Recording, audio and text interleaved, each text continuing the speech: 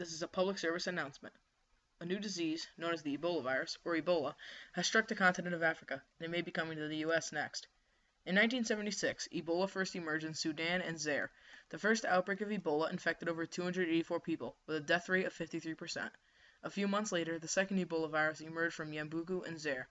Ebola affects Western Africa because it is sometimes spread through blood products such as an unclean needle. This might be the case for Africa because they don't have the best Medicare, and sometimes the needles may need to be reused. Ebola attacks your body by causing severe bleeding and organ failure, which could lead to death. As said previously, Ebola is sometimes spread through blood products such as an unclean needle. Also, it could be spread by insect bites or stings.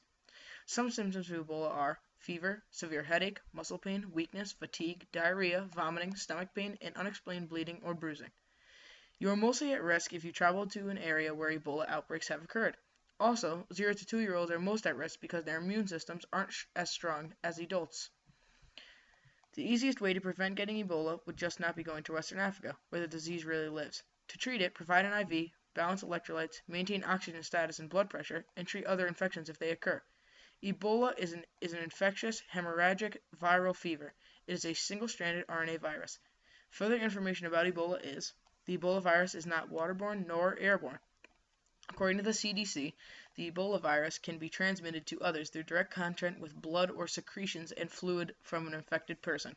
Exposure to any object contaminated by infected bodily secretions and fluid can also transmit disease from person to person. The incubation period is 2 to 21 days, but 8 to 10 days is most common. Currently, there is no cure for the Ebola virus. However, symptoms are treated in the affected person. The natural reservoir host of Ebola virus remains unknown. Case death rate for Ebola virus is 90%, according to the WHO.